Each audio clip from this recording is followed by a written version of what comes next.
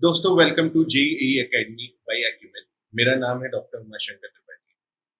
Guys, last कुछ video में मैं आप लोगों के साथ बात कर रहा था कि डिप्लोमा होल्डर्स को एसएससी जेईई में मैक्सिमम वैकेंसीज पे अलाउ नहीं किया हुआ है। मिलिट्री इंजीनियरिंग सर्विसेज और बीआरओ जो एसएससी 2024 में जो मेजर रिक्रूटर्स हैं, मतलब जिनका मेजर वैकेंसीज हैं जो आप देख सकते हैं, वहां पे डिप्लोमा होल्डर्स जिनके पास कोई एक्सपीरियंस नहीं है या एक्सपीरियंस लेस देन 2 इयर्स है, उनको अलाउ नहीं किया गया है। इस वीडियो में मैं थोड़ा कुछ बात भी क्लियर करना चाहता हूँ। देखिए, मैंने पिछले वीडियो में भी कहा था, इस वीडियो में भी कहता हूँ, it is not about BTech versus diploma. ये बीटेक वर्सेस डिप्लोमा की बात नहीं है।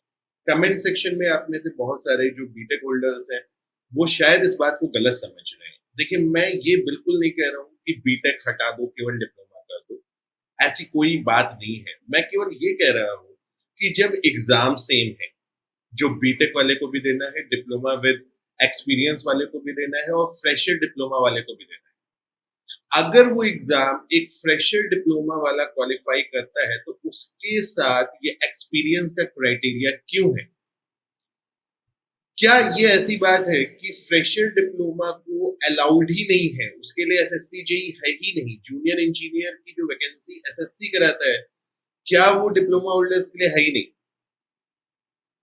जिन वैकेंसीज पे डिप्लोमा फ्रेशर्स एलिजिबल नहीं है लेकिन उनका कट ऑफ क्लियर होता है, तो क्या उनको ट्रेनिंग नहीं दी जा सकती? मैं हर वीडियो में यही बात कर रहा हूँ। तो ये बात बीटेक वर्सेस डिप्लोमा नहीं। आप में से बीटेक के बहुत सारे स्टूडेंट्स हैं, वो कह रहे हैं कि सर स्टेट लेवल पे जूनियर इंजीनियर में बीटेक भी तो अलाउड नहीं है। ये बिल्कुल सही बात है। बहुत सारे state level examination junior engineer के होते हैं, उसमें बीटेक अलाउड नहीं है ना? लेकिन सेंट्रल गवर्नमेंट के most of the junior engineer level के एग्जाम्स में बीटेक और डिप्लोमा दोनों ही कंप्लीट करते हैं। एसएससी जेई के अलावा मेरी नॉलेज में अभी फिलहाल ऐसा कोई सेंट्रल लेवल का एग्जामिनेशन नहीं है जहां पे ये डुअल क्राइटेरिया, मतलब बीटेक भी अलाउड है, डिप्लोमा भी अलाउड है, लेकिन डिप्लोमा वाले को एक्सपीरियंस चाहिए, 2 साल का एक्सपीरियंस चाहिए। ये क्यों है? क्या वजह है इसकी? तो सीधा सा सवाल ये उठता है कि भाई, इस एक्सपीरियंस का क्या मतलब? क्या इसका मतलब ये है कि डिप्लोमा फ्रेशर स्टूडेंट को एसएससी जेई की तैयारी नहीं करनी चाहिए, जब वो केवल एक चौथाई सीट के लिए ही कॉम्पीट कर रहे हैं? और ऐसा नहीं है कि उस एक चौथाई सीट पे केवल डिप्लोमा होल्डर कॉम्पीट कर रहे हैं, उस पे तो सभी वैलिड है, सब लोग ही उसके ऊपर एग्जाम दे सकते हैं, वहां पे ज्वाइन कर सकते हैं। केवल जेई के लिए नहीं है वो, केवल डिप्लोमा के लिए नहीं है। ऐसा नहीं है कि वो जूनियर इंजीनियर स्पेसिफिक वैकेंसी पे केवल डिप्लोमा फ्रेशर्स का हक है, उस पे तो सबका हक है। लेकिन जिसपे सबका हक है उस पे डिप्लोमा फ्रेशर्स का हक नहीं है, ये किस तरीके की बात है ना? लास्ट वीडियो में भी मैंने पूछा था आप लोगों से कि क्या एमईएस और बीआरओ जिनको एक्सपीरियंस है, जिन डिप्लोमा होल्डर्स के पास एक्सपीरियंस है, क्या उनको अपना इन हाउस ट्रेनिंग नहीं कराती है? बताइए, है ना? अगर कोई भी ये एमईएस या बीआरओ में कोई देख रहा हो तो आप बताइए कि क्या आप ट्रेनिंग नहीं कराते हैं? तो अगर आप ट्रेनिंग कराते ही हैं तो डिप्लोमा फ्रेशर्स को ज्वाइन कराने में या उनको एलिजिबल करने में क्या समस्या है? बताइए।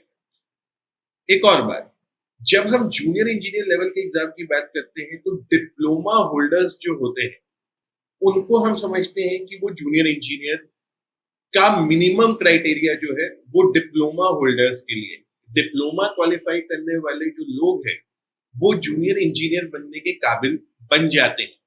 ठीक है? अगर वो इस एग्जाम में काबिल नहीं बनते तो दूसरे एग्जाम्स में कैसे बनते हैं? आरआरबी जेई तो नहीं मानता है ये बात, है ना? सीपीडब्ल्यूडी तो नहीं मांग रहा है। सीपीडब्ल्यूडी में डिप्लोमा वाले भी एलिजिबल हैं। अगर आप नोटिफिकेशन देखेंगे तो उसमें लिखा है कि diploma holders are eligible, degree का नाम नहीं लिखा हुआ है, लेकिन डिग्री वाले भी एलिजिबल होते हैं। बीटेक भी वहां पे ज्वाइन करता है, जो कि अच्छी बात है, इसमें कोई बुराई नहीं। एक ही कंपटीशन डिप्लोमा होल्डर भी दे रहा है, एक ही कंपटीशन बीटेक होल्डर भी दे रहा है। जब दोनों एक ही कंपटीशन दे रहे हैं और दोनों same cut off, same reservation criteria में जा रहे हैं, तो ये एक और टाइप का रिजर्वेशन लगाने की क्या जरूरत है कि भाई अब आपको 2 साल का एक्सपीरियंस भी चाहिए? मेरे पास कई स्टूडेंट्स के मैसेज आए कि सर क्या हम कहीं से एक्सपीरियंस बनवा लें? आप बिल्कुल ऐसा काम मत करिएगा। ठीक है? देखिए, जो भी सिस्टम है, हमें सिस्टम में रह करके ही सिस्टम के साथ चलना है और कई बार सिस्टम को सवाल करना है। सवाल करने में कोई हर्ज नहीं है, ठीक है। अब आज मैं दिल्ली आया हुआ था, तो दिल्ली में जैसे ही मैं उतरा मैंने कोचिंग का बहुत बड़ा होर्डिंग देखा for junior engineer and assistant engineer examination.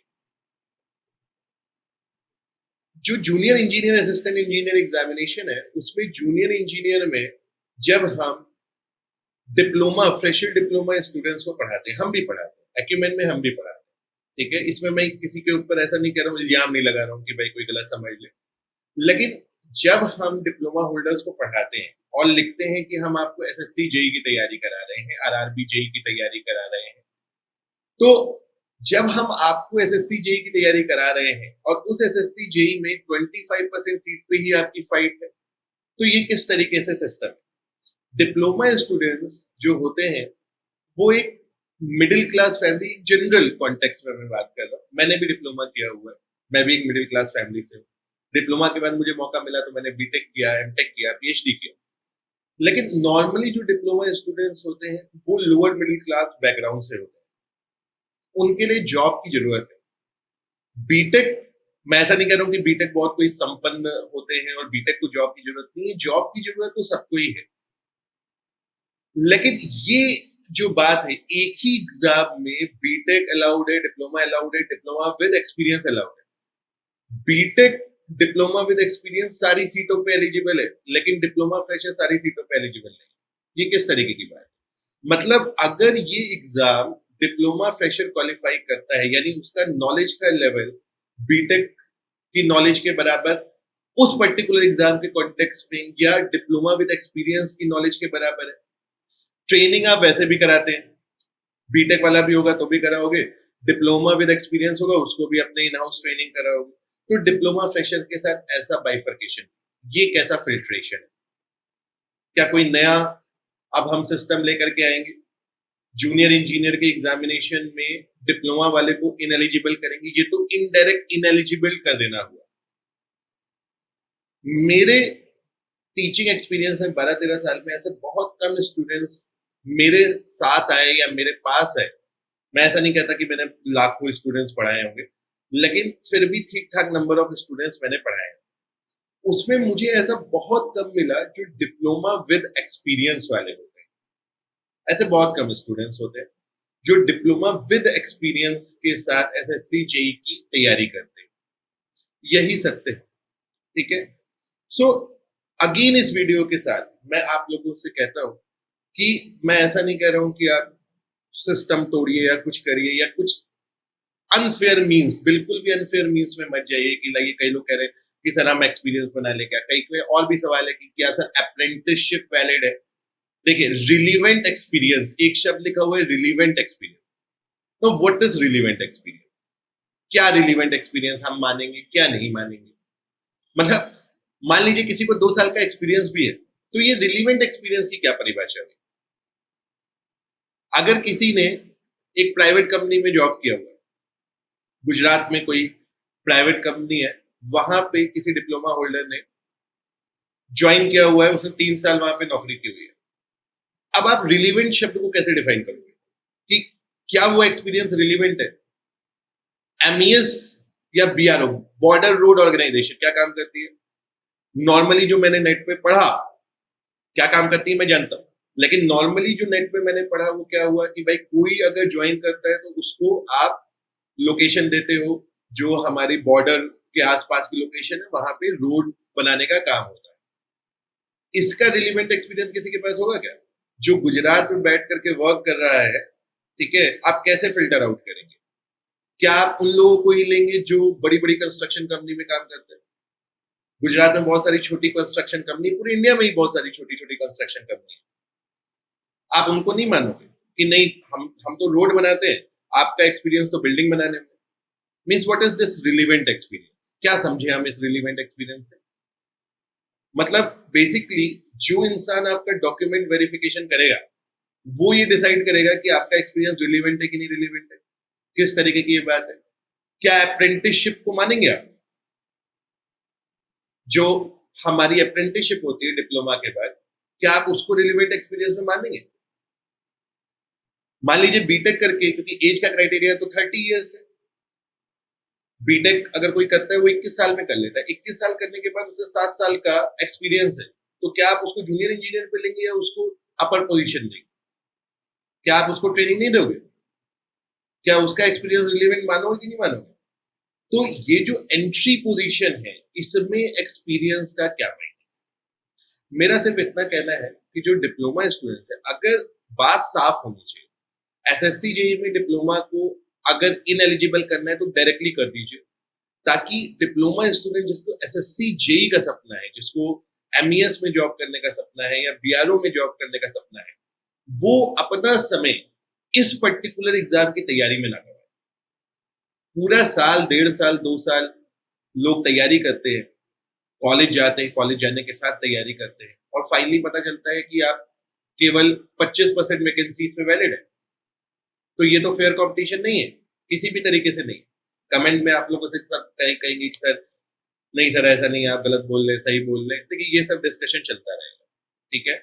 लेकिन लास्ट वीडियो में मैंने कहा था, मैं इस वीडियो में भी कहता हूँ, देखिए बीटेक स्टूडेंट्स को यहाँ पे डिप्लोमा स्टूडेंट्स का साथ देना चाहिए, आपको ये वीडियो शेयर करनी चाहिए। आप जिस भी कोचिंग से जुड़े हैं, चाहे वो कोई एडटेक हो, है ना, चाहे वो कोई ऑफलाइन बड़ा कोचिंग हो, ठीक है, आप जिन टीचर से जुड़े हैं, आप उनसे ये बात कहिए, उनको भी कहिए कि वो बोलें इस बात को, ठीक है। देखिए जब तक आप नहीं बोलेंगे तब तक कोई नहीं बोलेगा, ठीक है। और ये बात ठीक नहीं है, ठीक है। एसएससी जेई की वैकेंसी जब आई और जब हम कई सारे जगह पे देखते हैं कि इंटरनेट पे देखते हैं कि यहाँ पे ये अलाउड है, यहाँ पे ये अलाउड नहीं है, ये बात है, ये बैकग्राउंड साउंड के लिए थोड़ा सा माफी, है ना, मैं अपने घर पे हूँ आज और वहां पे मैं ये वीडियो बना रहा हूँ, तो थोड़ा सा बैकग्राउंड में वॉइस आ रहा है ना, पीछे डॉग्स का आवाज आ रहा है, लगता है वो भी मेरी बात से एग्री कर रहे हैं, है ना। सो ये जो चीज है आपका, तो आप सबको इसके बारे में बात करनी चाहिए, जो भी आपके नोन है, जो भी आपके मेंटर्स हैं, आपके सीनियर्स हैं, और इस बात को जितना ज्यादा आप हाईलाइट करेंगे उतना ही फ्यूचर में आपके लिए बेनिफिट होगा। हो सकता है ये बात करके आपको नेक्स्ट जो एसएससी जेई है उसमें फायदा हो, ठीक है। और बीटेक स्टूडेंट्स, आपको लगता है कि सर डिप्लोमा वालों को इनएलिजिबल करके आपको कोई फायदा होने वाला है? किसी को फायदा नहीं होने वाला दोस्त, ठीक है। कॉम्पिटेटिव एग्जाम ऐसे नहीं निकलता मेरे भाई। कॉम्पिटेटिव एग्जाम में आपको दूसरे को इनएलिजिबल करके खुद को एलिजिबल करके नहीं निकलता। ये बात डिप्लोमा वालों के लिए भी वैलिड है। डिप्लोमा वालों को मैं ये कहूंगा कि आपको इस बात का पक्ष लेना चाहिए कि स्टेट गवर्नमेंट एग्जाम में भी बीटेक को डिप्लोमा में जेई की वैकेंसीज के लिए वैलिड किया जाए। क्या दिक्कत है इसमें? भाई ये कॉम्पिटेटिव एग्जाम है, कॉम्पिटेटिव एग्जाम का कोर्स डिप्लोमा, अगर आपके अंदर टैलेंट है, आपके अंदर काबिलियत है, तो कंपटीशन से नहीं घबराइए। सिलेबस अगर बीटेक वाले के लिए भी वही है, डिप्लोमा वाले के लिए भी वही है, सारे सर्कमस्टेंस सेम है, सारी एलिजिबिलिटी सेम है, मेडिकल क्राइटेरिया सेम है, तो क्या दिक्कत है? स्टेट गवर्नमेंट में भी बीटेक को अलाउ करना चाहिए। डिप्लोमा वालों को इस चीज का बेटर वे में आपको बीटेक वालों के साथ खड़ा होना चाहिए, और बीटेक वाले को यहाँ पे जो ये एक्सपीरियंस का फिल्ट्रेशन, मैं ये बिल्कुल नहीं कह रहा हूँ कि बीटेक वालों को मत रखो या कुछ ऐसी बात, गलत मत समझिए। ये जो एक्सपीरियंस का फिल्ट्रेशन है, मैं चाहता हूँ कि ये एक्सपीरियंस के फिल्ट्रेशन के बारे में बात हो कि ये किस तरीके का फिल्टर है, ये किस तरीके की अनइवन व्यवस्था है, ठीक है। सो गाइज, इतना ही मैं आपसे कहना चाहता था। आई होप आप मेरी बात को गलत नहीं समझेंगे, और जो भी बात हो आप कमेंट में बताइए, मैं जरूर उसके बारे में बात करूंगा। और अगर आपको ये बात ठीक लगती है तो आप इस चीज को शेयर करिए, बाकी सबके साथ भी शेयर करिए, है ना। और इस वीडियो को भी, और भी जो चैनल पे वीडियोस है इस पर्टिकुलर बात के बारे में, उसको प्रमोट करिए, और हो सके तो चैनल को सब्सक्राइब करिए। Thank you very much.